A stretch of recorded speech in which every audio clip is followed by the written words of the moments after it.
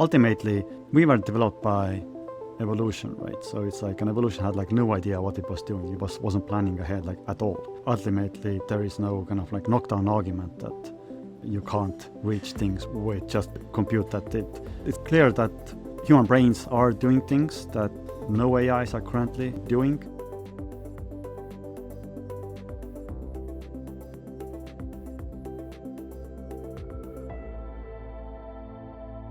Welcome to A Hybrid Mind, Unlocking the Power of AI and IQ, the podcast that explores the groundbreaking concepts of combining artificial intelligence with human expertise to achieve unparalleled advances in various fields. My name is Jaan Tallinn. I am your host. I'm a data scientist, entrepreneur, and senior lecturer at the Frankfurt School of Finance and Management. In 2020, I founded Cognaize, an AI company that develops solutions for the financial services industry. Please join me in welcoming Jaan Tallinn to the show today. Jaan is the founder of Skype and Kazaa. He is an early investor in DeepMind, which was later sold to Google. His philanthropic activities include founding the Cambridge Center of the Study of Existential Risk and other existential risk research organizations, such as the Future of Life Institute and the Machine Intelligence Research Institute. Jaan is one of the initiators of the open letter, Pulse Giant AI Experiments, published by the Future of Life Institute in March this year. It was signed by over 30,000 people, including Elon Musk, Steve Wozniak, and Yuval Noah Harari. Jaan, I appreciate you being here. I'm captivated by your statements. The value of AI is defined by the cost of its mistakes. Before we delve into its relevance for businesses, could you discuss its potential implications for society? Thanks for having me. There are like obviously so many potential implications. So I think I'm not the best person to talk about the entire spectrum, but my focus really is on the catastrophic risks. I think for the last 100,000 years, we have lived in a situation where human minds, the minds of Homo sapiens, is the main future-shaping force on this planet. And it's possible that in the next few years, that 100,000-year period will end. Therefore, we possibly should embrace for like really big changes. I see. And do you see there also opportunities or great things, or is it just a matter of risks? Definitely there are kind of opportunities in theory. The problem with practice is that the current AI paradigm, the large language models, they work by not building AIs, but by growing them in a way that... So one way of putting it is that like there is like an important difference between aliens and AI, sort of superhuman aliens or superhuman AI. With superhuman aliens, we will have like no control over what kind of aliens we would get should they somehow find this planet.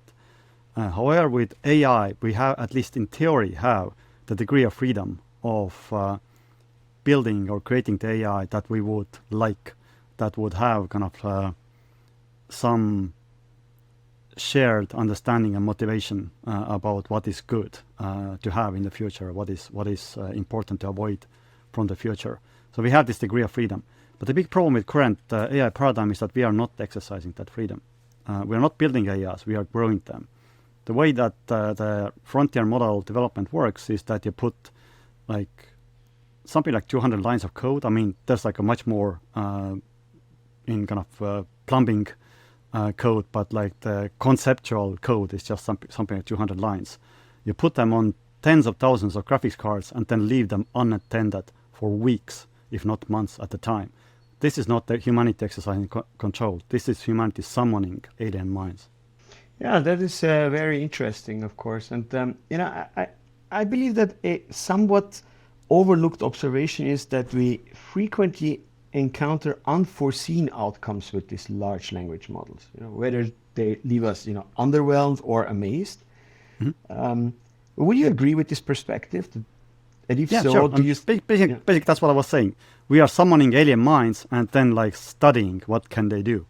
That's what the P in GPT means pre-training, like generative pre-trained transformer. That's what GPT means. And pre-training means the thing that you do before training. In other words, summoning. So we have this summon and then train model of AI. And during this training mode, which comes after the author summon, we try to kind of make it behave and also like figure out what can it do and what it cannot do. Yeah, which brings me to the next point, because recent studies indicate that memory augmented large language models possess computational universality. And are we overemphasizing this Turing definition, or is it truly a groundbreaking revelation? Yeah, I mean, I don't know. I mean, obviously, like if you have something that is Turing complete and has enough resources,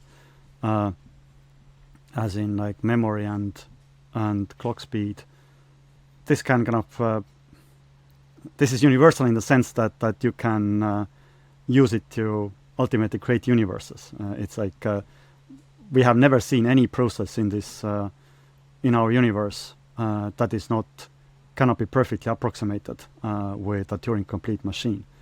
In fact, like the full Turing completeness is not even necessary because like you have infinite tape. You don't need infinite tape, infinite memory to approximate our universe because our universe is finite.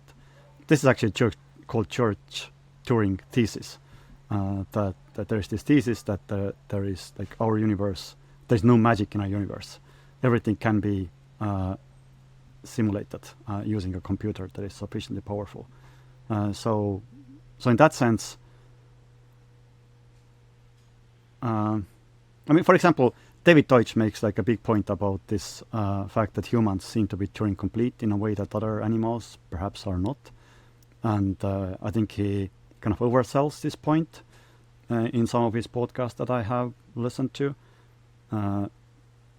where he points out that like, well, humans are already Turing complete, so we have nothing to fear from being joined by another species that is Turing complete, which I think is an interesting point, but I think it's just wrong.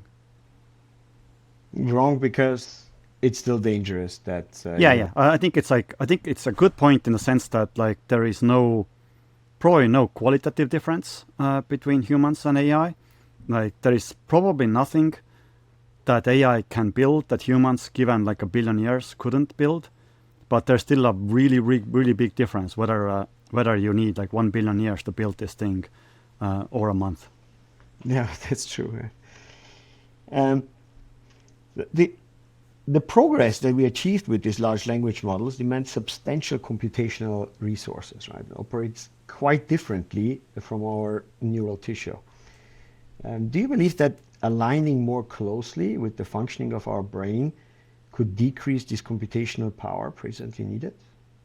I don't know, but my intuition is kind of the opposite, like because like human brains are still computationally kind of, I think it's a similar ballpark that was needed for the training of GPT-4, I think, or like plus minus an order of magnitude. But we're still definitely like much more powerful than any AI that is being currently run in inference mode. So that kind of indicates that. With only 100 billion neurons, right? And if you think about it, like ChatGPT, I think 4 has 1.7 trillion parameters. Yeah. I mean, this is something that I'm not an expert in. But again, like I don't think human brains are like efficient. So it's I mean, efficiency can be defined in many ways. So it's I don't think I should kind of say anything very confident in that question.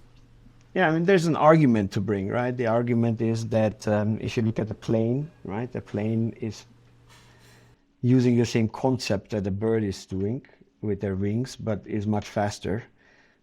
So we could actually have the same situation here. But on the other hand, if you look, we know really very little of how our brain works in detail. And I think that is one of the major issues that we are facing right now, is because it is conceptually, as much as we know, very, very different. And whenever we copied something from it, we actually benefited a lot. Here's an example, right? So if you look at these earlier neural networks, right, they processed language in sequence, token by token, right? So inherently capturing an order of the words, and which is basically time, right?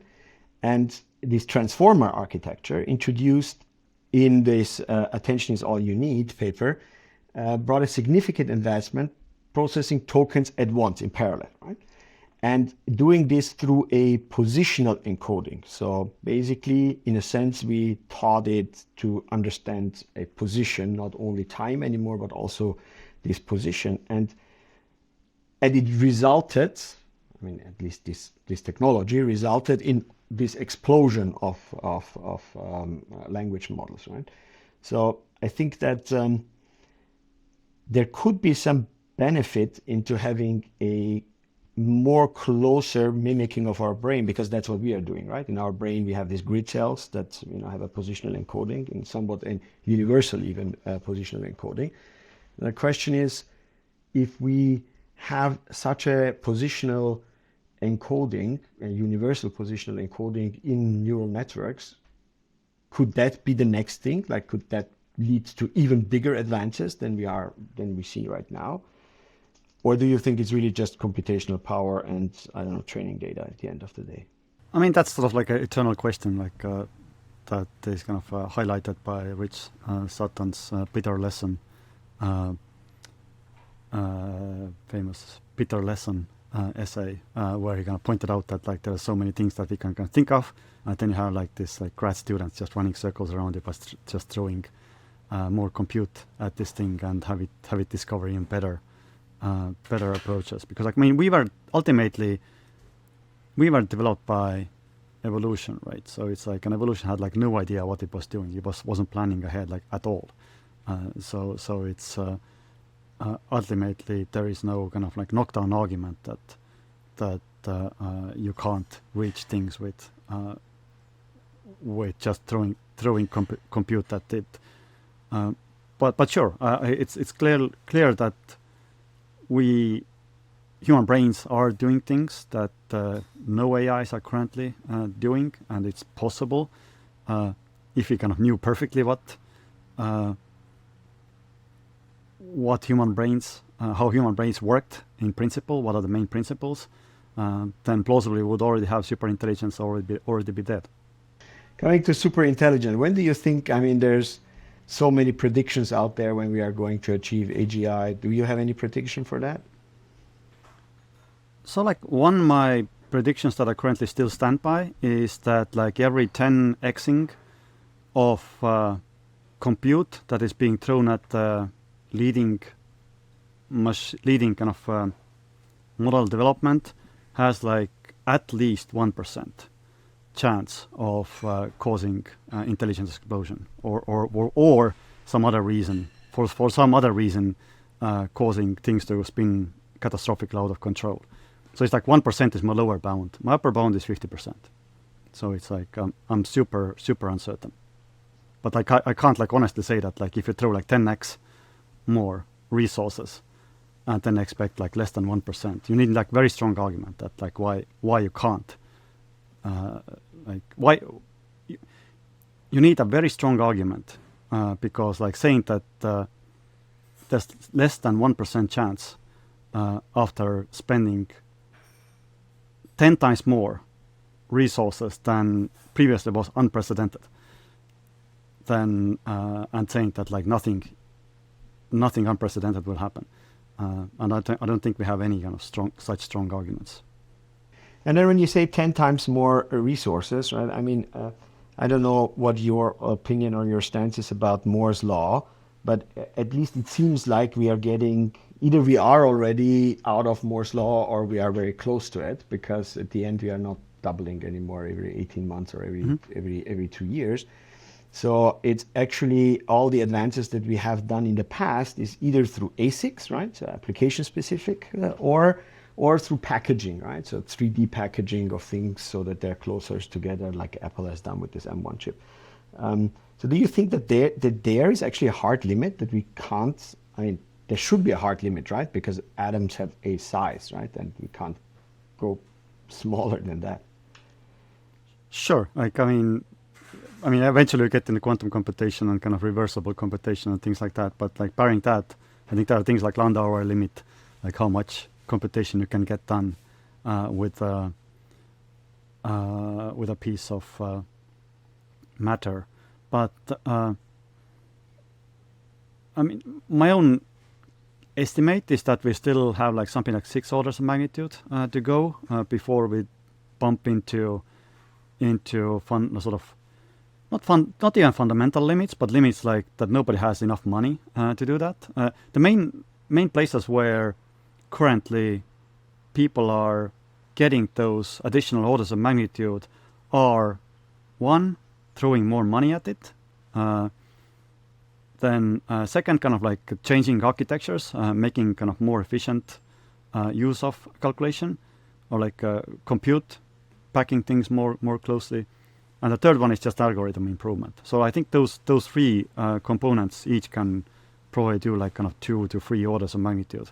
And by combined, I think we have like 6 orders of magnitude, which means 1 million times. So we probably can find ourselves training systems that are 1 million times more powerful than GPT-4 was.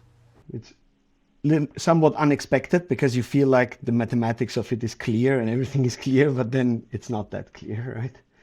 At the end of the day.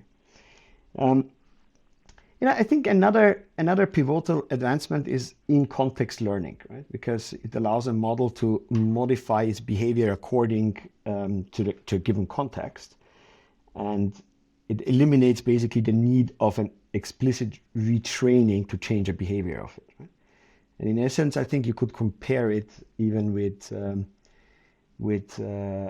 social learning that humans are doing, because at the end of the day, you're not retraining anything, you're just giving it a context. And but at the same time, I think while this is very fascinating, I think there are also lots of risks attached to it, right? Especially something that you could be arguing that at the end, because of the context, you don't actually know, it's not predefined what the output is going to be, and hence it has a inherent risk that is not measurable. Yeah, I think like this is something that I'm not super familiar with, but I think it kind of like, I just like file it under the general problem that is that like neural networks are, the current paradigm of neural networks just are black boxes that are grown, not built. Therefore, like they're very hard to get kind of actual guarantees about their performance, and that the performance failures, again, as you're kind of like repeated, the value of AI or the disutility of AI is kind of mostly measured by the mistakes, by its mistakes, or by its, more generally, by its misbehavior. So like I think it's plausible that like when humanity goes extinct because of AI, then like aliens watch the tape, then they would still go like, oh yeah, I made a mistake there. Or like definitely some people like Tom Dietrich or some kind of like prominent ML researchers who don't believe kind of like AI agency or something like that they would say, oh yeah, that was like a dumb thing that AI did. Like, why did it build an AI that did a dumb thing? Yeah, but because you are putting a lot of your effort, your time, your money into awareness on this issue, so you do believe that we can actually stop that, right? We can actually regulate it, and we can actually make sound decisions that will result in not having such a disastrous outcome. I mean, at the very least, we can try. Like there is like nothing that stops us from trying, especially like there is like more and more interest in regulating things, both in among politicians as well as kind of voting public. Just recent YouGov study said that was like overwhelming and bipartisan majority in US. Basically, I think it was like Vox article recently that headline was that the public attitude towards AI can be summarized with 2 words: slow down. Yeah, I mean, it's also economically a huge problem, right?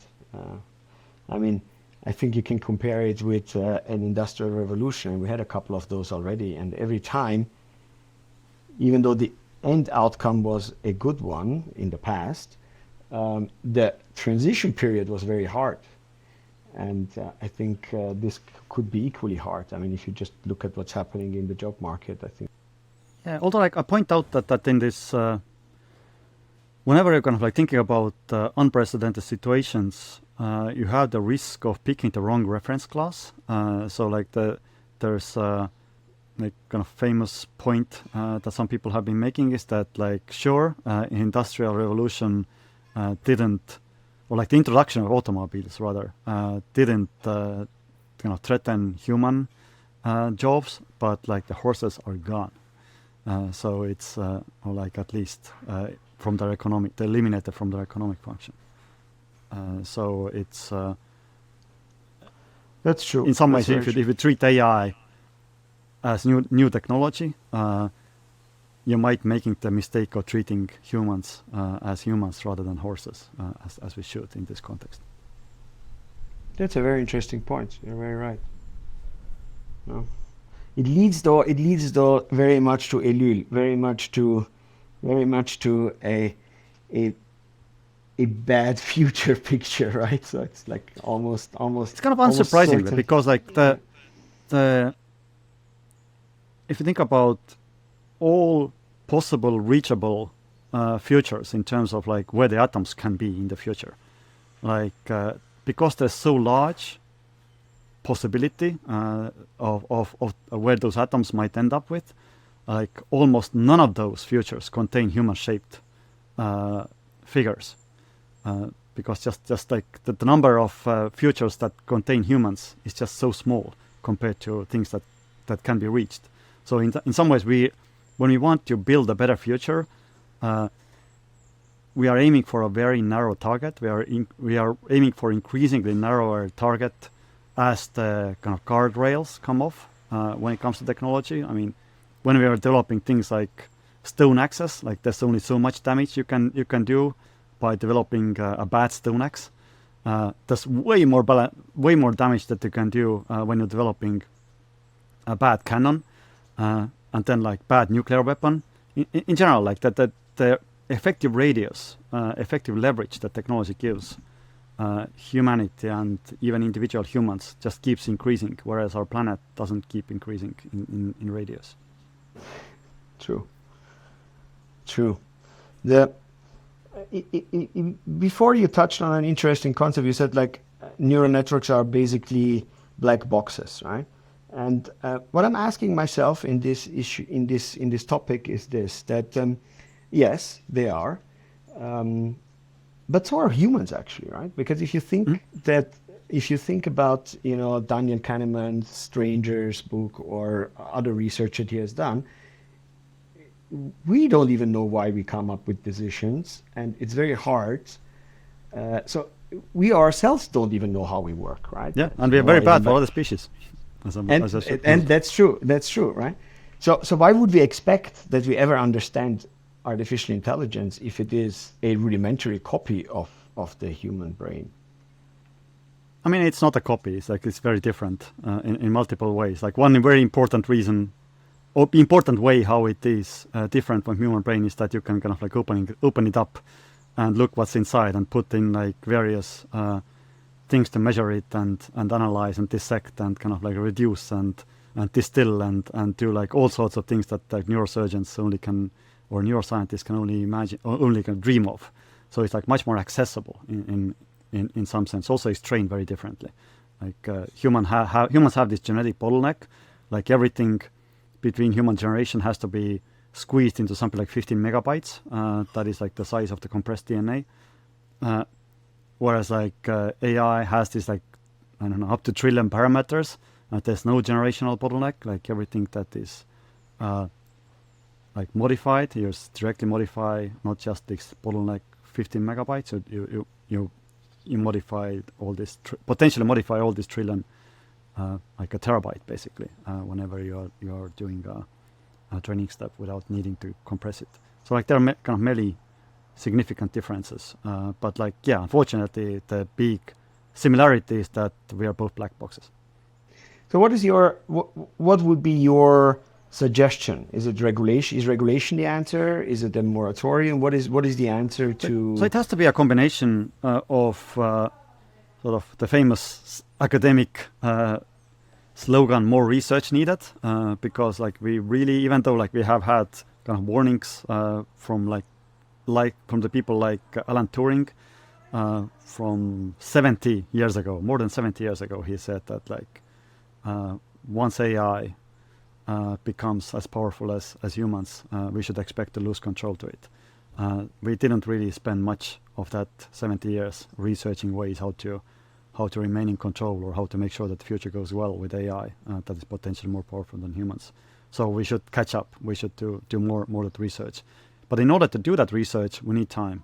And in order to get more time, we need pause or constrain the top kind of top AI experiments, the top models summoning process, because this is what currently is dictating the pace of everything really. And in order to stop or constrain or pause these experiments, we need some kind of regulation, starting with and there are a bunch of like good ideas. Like one obvious idea is that like big AI experiments should only happen in designated data centers that are licensed and certified. And then you can start once you basically have once you constrain the training experiments, then you can start kind of adding more and more constraints in terms of security and safety. Don't we then have a little bit of a prisoner's dilemma? Because if you constrain yourself, it doesn't mean that others do, right? Especially if it's regulation, then it's maybe countrywide, but it doesn't mean that other countries are doing it. At this point, like a few things that I can point out, like in theory, yes, so that it cannot be like long-term solution. In a short term, though, like China is like ahead when it comes to regulating AI. Like that's the only country that has AI regulation at this point. EU is trying to get there, hopefully later this year. We'll see. US hasn't even started. So it's in some ways kind of like the but China argument is correct in the long term, not so in the short term. And the other thing is like the chips. Like there is only like current dominant pipeline that goes from Holland manufacturing the machines to Taiwan manufacturing the chips to US assembling the cards that NVIDIA sells to cloud providers. So and this is like very legible, very easy to track, at least in principle, pipeline that doesn't really have this prisoner's dilemma unless we don't do anything about it. Yeah, true. Yeah, I mean, maybe as a last point, you mentioned NVIDIA assembling it. Do you see there any risk in like one company dominating the compute to that degree? Because like, I mean, I think there's no compute basically possible without NVIDIA. Right? Sure. I mean, there is like this kind of general question about centralization risks versus like existential risks. The problem with centralization, as like many people are quick to point out, is that you can have like this power imbalances that traditionally have like caused bad things like kind of tyrannies and whatnot. But then there's like the other problem, which is like other asymmetry, which is like destruction is easier than construction. So like if we find a easy way to construct nuclear weapons in your garage, like should we kind of like make sure that everyone has the capability of doing so, or perhaps not? Good point. Jaan, it was a great pleasure. Thank you so much. Thank you for your time. Thank you for your insights, and thank you for your work. Thank you very much.